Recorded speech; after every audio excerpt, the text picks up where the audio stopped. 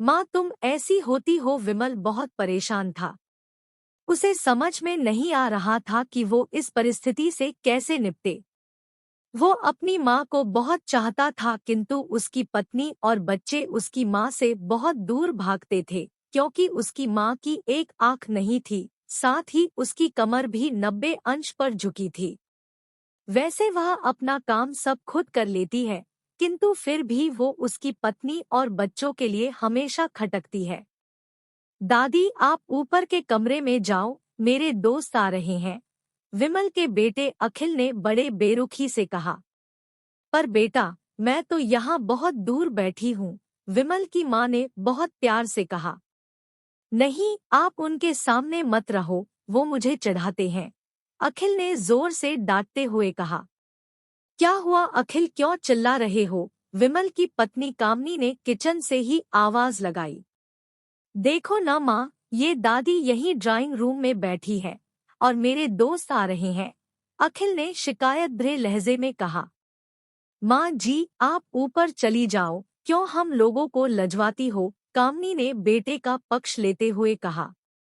बेचारी सरस्वती चुपचाप उठकर जीने के सहारे ऊपर जाने लगी। कमर झुकी होने के कारण उन्हें ऊपर चढ़ने में बहुत परेशानी हो रही थी, किंतु वो पूरी ताकत से ऊपर के एक अकेले कोने वाले कमरे में जाकर बैठ गई। विमल बाजू के कमरे से सब सुन रहा था। उसे कष्ट हो रहा था कि उसकी माँ को अपमानित होना पड़ रहा है, किंतु वो असहाय था। अगर वो कुछ कहता है तो पत्नी और बच्चे उसका विरोध करने लगते हैं। दूसरे उनके तर्क भी सही लगते हैं। चूंकि वो एक प्रशासनिक अधिकारी था, उसका सामाजिक स्तर बहुत ऊंचा था, उसकी ससुराल भी एक उच्च घराने में थी, अतः वह चुपचाप इस तरह हर दिन अपनी माँ को अपमानित होते देखता रहता था। रात को विमल की पत्नी ने कहा, देखो जी, अब कुछ करो। कल कलेक्टर साहब की पत्नी आई थी। माँ जी अपनी देशी धुन धारा में उनसे मिली। मुझे बहुत शर्म आ रही थी बताते हुए कि ये मेरी सास है। मैंने कह दिया कि दूर की रिश्तेदार है, इलाज कराने आई है। विमल को रोना आ गया, किंतु फिर भी वह चुप रहा। उसे समझ में नहीं आ रहा था कि वो क्या करे। अपने बेटे की मन स्थिति को सरस्वती अच्छी तरह से जानती थी और बेटे को कोई कष्ट न हो इसलिए वो हर बात को चुपचाप सह लेती थी। विमल बहुत उदास रहने लगा।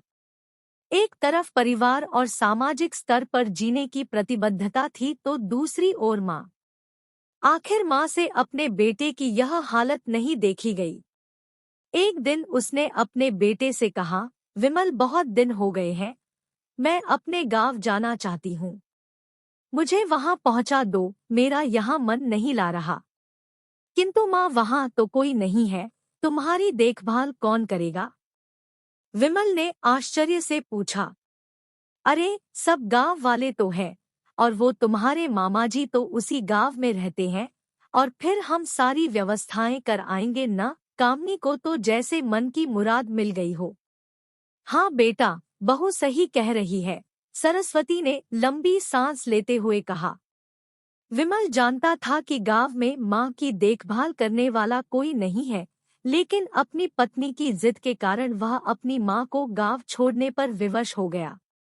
माँ को गांव छोड़कर आते वक्त उसे रोना आ रहा था तथा अपनी बेपसी पर गुस्सा भी आ रहा था, किंतु परिवार, पत्नी और समाज ने उसके इन मनोभावों को दबा दिया और वो सुकून सा महसूस करने लगा।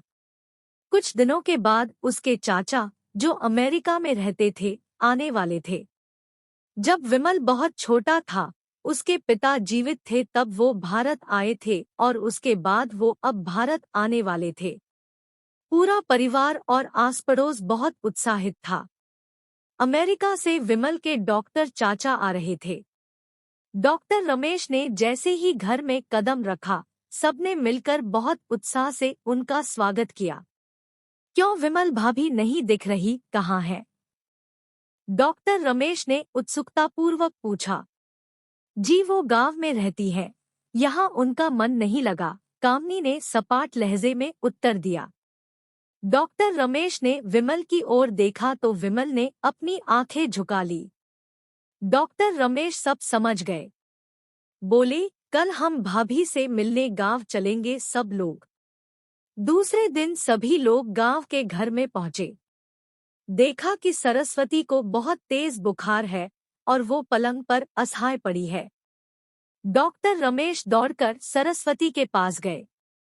उनके पैर छूकर रोने लगे। सरस्वती की ये हालत उनकी कल्पना से परे थी।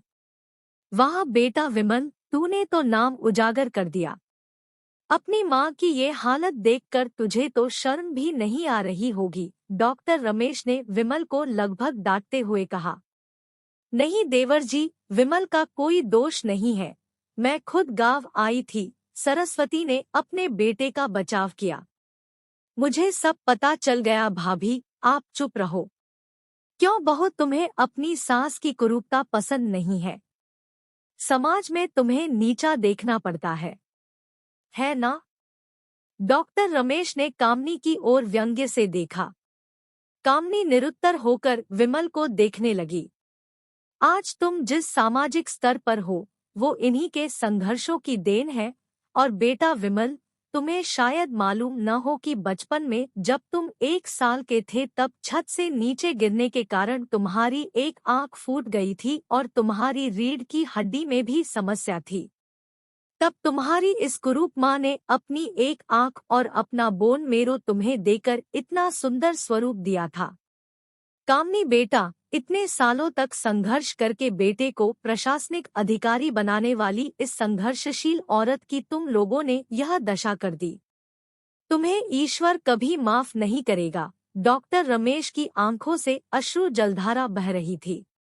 अब भाभी, आप मेरे साथ अमेरिका जाएंगी। यहाँ इन स्वार्थी लोगों के बीच नहीं रहेंगी। डॉक्टर रमेश ने सरस्वती से कहा। विमल को तो काटो तो खून नहीं था। डॉक्टर रमेश जो उसके चाचा थे, उन्होंने जो राज बताया उसके बाद तो विमल को यही लग रहा था कि उससे ज्यादा पापी इंसान इस दुनिया में कोई और है ही नहीं। वह दौड़ता गया और माँ सरस्वती के कदमों से लिपट गया। माँ, मेरा अपराध अक्षम्य है। मैं जानबूझकर चुप्पी साधे रहा, आपका अपमान करवाता रहा। अब सिर्फ आप ही उस घर में मेरे साथ रहेंगी और कोई नहीं। विमल ने आग्नेय दृष्टि से अपनी पत्नी और बच्चों को देखा। कामनी को भी बहुत पश्चाताप हो रहा था, किंतु उसकी हिम्मत नहीं हो रही थी कि वो सरस्वती से आंख मिलाए। सरस्वती ने कामनी की मन स्थिति को समझकर उसको पुचकारते हुए अपने पास बुलाया और विमल को डांटते हुए कहा, खबरदार, जो मेरी बहू को मुझसे अलग करने की कोशिश की तो तुझे ही घर से बाहर निकाल दूंगी। कामनी और बच्चों ने सरस्वती के पैर पड़ते हुए अपने व्यवहार पर माफी मांगी और माँ के हृदय ने सबको माफ कर दिया।